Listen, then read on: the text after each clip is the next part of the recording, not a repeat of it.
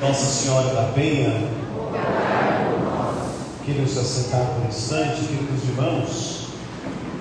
É uma alegria mais uma vez, depois de um ano, estar aqui na terra do Espírito Santo. Ontem eu fiz uma pergunta, quem nasce em Goiás é goiano. E quem nasce no Espírito Santo, o que é? Não, é batizado. Quem nasce no Espírito Santo é batizado. Todos nós fomos batizados em Cristo, ou seja, todos nós nascemos no Espírito Santo. Claro que agora não dizendo sobre o estado do Espírito Santo, mas sobre o sacramento do batismo. Todos nós nascemos nele. Talvez vocês se acostumem, por estar no estado do Espírito Santo, não se lembram, que as raízes católicas do nosso país, quantos estados que têm nomes, cidades com nomes de origem católica, a cultura muito enraizada em nosso mundo. Há pouco tempo celebrávamos o batismo de nosso Senhor Jesus Cristo. A liturgia da igreja vai dando essa sequência. No dia 25 de dezembro, o nascimento. Depois nós celebramos esse mistério de que Cristo é levado às águas batismais já na sua vida adulta. Mas agora a liturgia volta na infância de Jesus, no momento que ele é apresentado ao Senhor. O que significa essa festa da apresentação? Todos os judeus precisavam ser apresentados ao templo. Um bom judeu precisava de pelo menos 3 vezes ao ano ir ao templo em 3 festas específicas, apresentar a Deus o sacrifício. As famílias mais pobres, que não tinham muitas condições financeiras, como a de Jesus, ofereciam o quê? Um par de rolas, 2 pombinhos. Aqueles que tinham mais condições ofereciam um bezerro, uma vaca, um boi, um carneiro. Era de acordo com a situação. E qual que era a ideia? Por que Deus pedia isso do seu povo? Existia muito forte, até hoje, a igreja trouxe isso para a nossa cultura também, a ideia de que para Deus nós ofertamos o melhor do que nós temos. Todo judeu precisava ofertar as primícias, seja da sua plantação, do seu gado. Inclusive as pessoas que nasciam, os primeiros, o primogênito, era ofertado a Deus.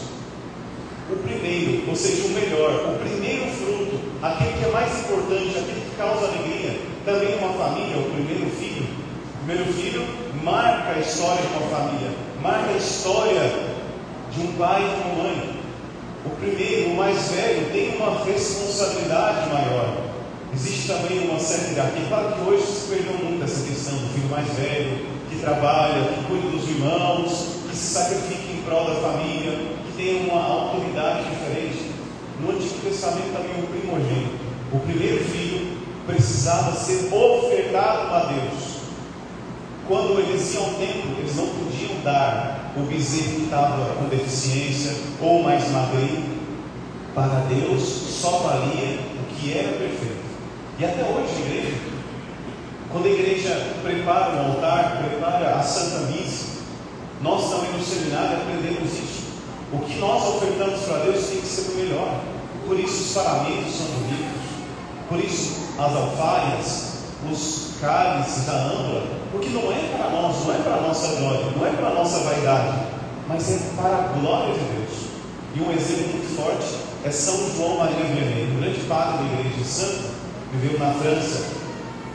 As suas roupas eram surradas, eram um homem simples, o seu quarto cheio de mofo, a cadeira de madeira simples, não tinha muita comodidade nem vaidade.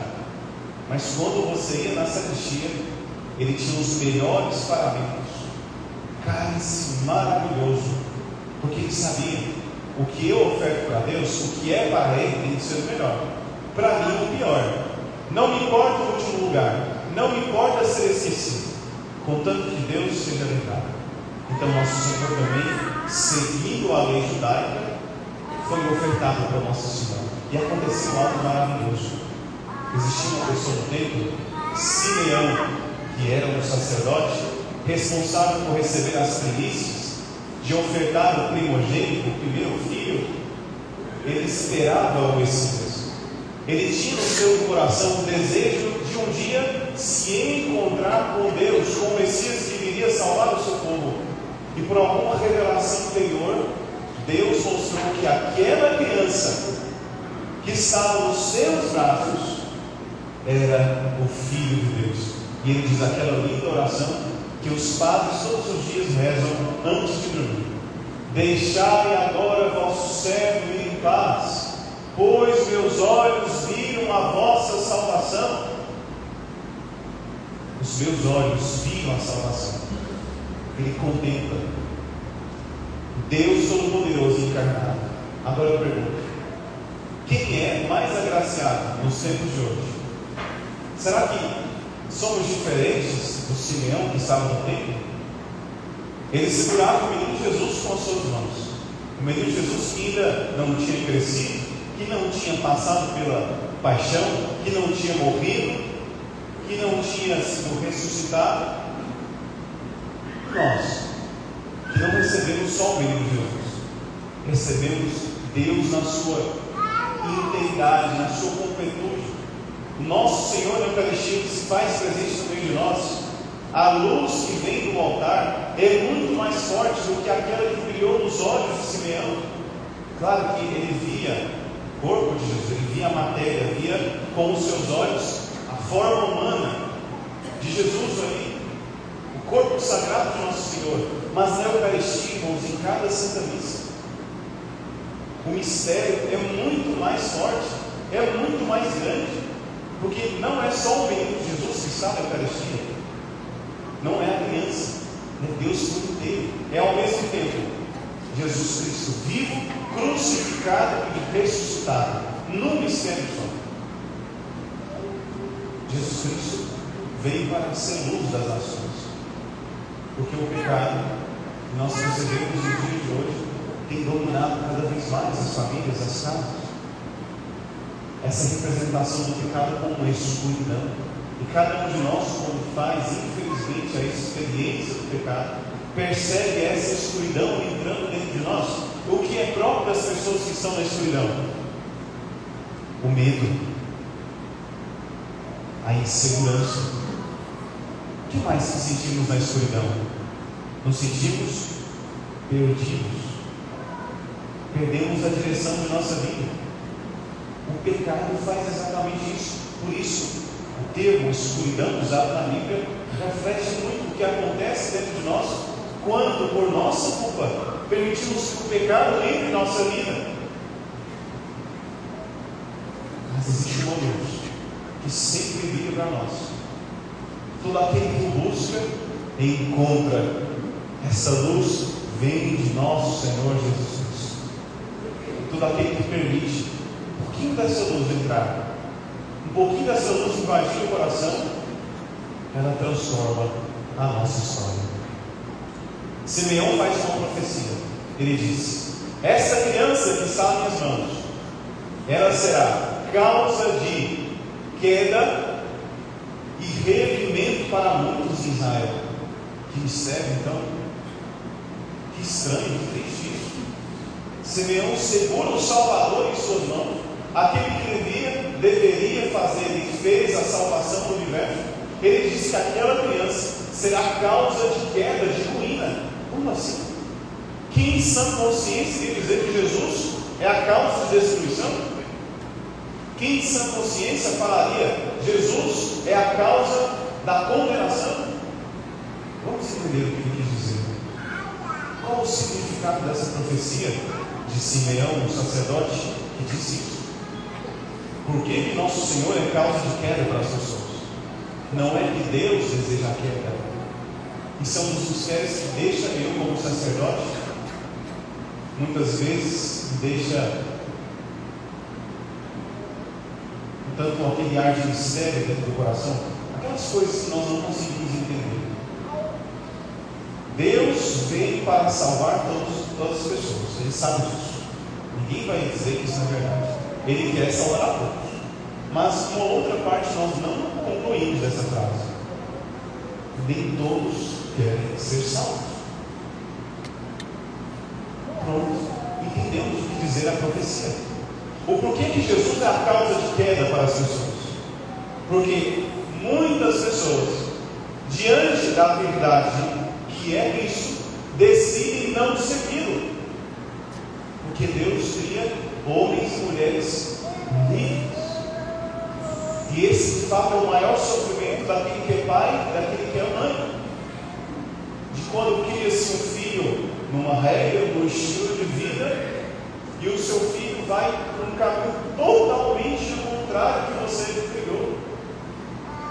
E a mãe e o pai vê o seu filho se afundando cada vez mais, seja numa vida de pecado, numa vida de ateísmo, na vida das drogas, seja qual for o rumo que tem seguido. E ele se vê como que amarrado, não pode fazer muita coisa a não ser rezar, porque já é muita coisa, né, a oração. E esse pai e essa mãe sofre vendo aquela pessoa, o seu filho se perdendo no mundo do pecado. Deus também vai ver para nós assim.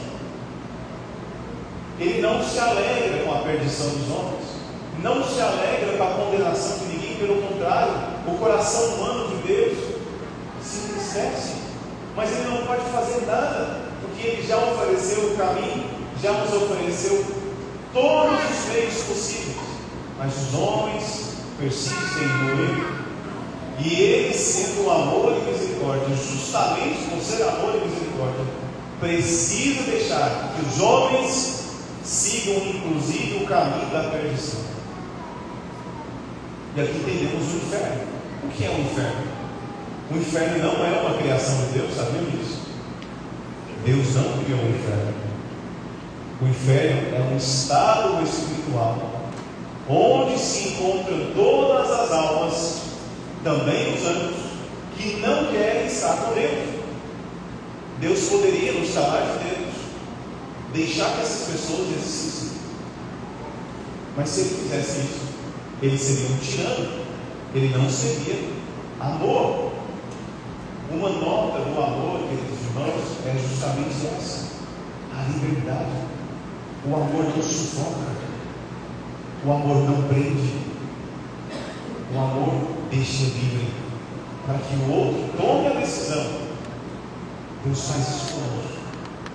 Ele está eternamente de braços abertos. Por isso, em nossas igrejas temos Cristo crucificado com os braços abertos, cravados, as mãos de Jesus presas ao madeiro, para mostrar que Ele está sempre disposto a perdoar, está sempre disposto a nos dar a luz quando a perdemos, mas Ele também permite que aqueles que não querem amar, que aqueles que não querem o caminho da verdade, que aqueles que querem persistir no erro, no pecado, na luxúria, na gula, no egoísmo, Ele permite que essas pessoas continuem esse caminho, porque Ele é amor e o amor faz isso.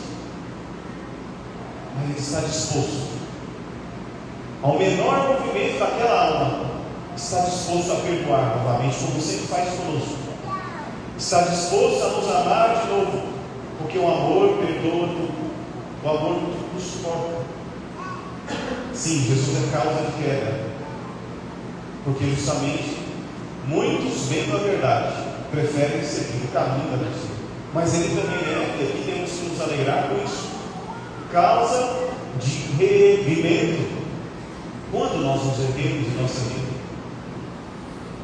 Nos erguemos quando vamos no sacerdote, quando vamos diante do Senhor com o coração contrito, nos ajoelhamos diante de Deus cheio de pecados, diante do sacerdote, e ali recebemos o perdão de Deus, e nós saímos reerguidos. Nosso Senhor quer nos salvar, quer brilhar a sua luz até nós. Nossa Senhora hoje também tem um papel muito importante nessa festa, porque foi ela que apresentou Jesus. Que alegria, né, que brotou do coração de nossa mãe querida, ao ver a salvação do universo, a salvação do mundo dos homens, sendo oferecida a todos, no gesto de Simeão, erguendo Jesus e dizendo: eis aqui a luz do mundo, eis aqui o Salvador, o Messias que eu tanto esperava. Nossa Senhora ofertou Jesus, e nós hoje podemos ofertar a Deus. Deixo um pensamento de Fulton Sheen, o servo de Deus, o santo bispo da igreja americana, está no processo de beatificação. Ele dizia o seguinte: as pessoas só voltam das missas, só voltam para a igreja, para suas casas, com o coração vazio, porque entraram na igreja de mãos vazias. O que significa isso? Ele dizia: toda vez que vamos à Santa Missa, precisamos trazer algo a Jesus, ofertar algo. Não digo de matéria, de dinheiro, o ofertório que fazemos aqui, mas o ofertório que o Tom Chico fala é o nosso coração, são as nossas orações, os nossos medos, os nossos pecados, por que não? As nossas misérias, os nossos sonhos. Tenho certeza que aquele que vem com o coração cheio de intenções e deposita aqui no altar de Deus, não sairá com um coração vazio. Não pode acontecer isso. Não podemos voltar para as nossas casas depois de uma Santa Missa do mesmo jeito que fomos. Que nosso Senhor Jesus Cristo, com sua luz, brilhe sobre nós hoje. Que a Virgem Maria possa também facilitar esse caminho. Que a Virgem Maria possa ser esse atalho, nos apresentando também hoje o seu Filho a nós, que vem pela Eucaristia, que veio pela palavra de Deus agora proclamada, e virá também através das mãos do sacerdote, mas não o sacerdote do Antigo Testamento, o sacerdote do Novo Testamento, ofertar novamente Jesus. E o que nós fazemos nesse momento? Quando o Padre pega a hóstia e eleva bem alto, nós reconhecendo essa luz, reconhecendo a grandeza desse mistério que fazemos, nos ajoelhamos. Claro, nem todos podem se ajoelhar com problemas de saúde, de idade, mas pelo menos o nosso coração se curva diante desse mistério. E espero que toda a igreja deseja isso, que todos nós nos encontremos juntos no paraíso do céu. Que Jesus seja causa de reerguimento e não de queda para nós. Que tenhamos a coragem de nos decidirmos por Cristo, hoje e por todos os séculos. Amém.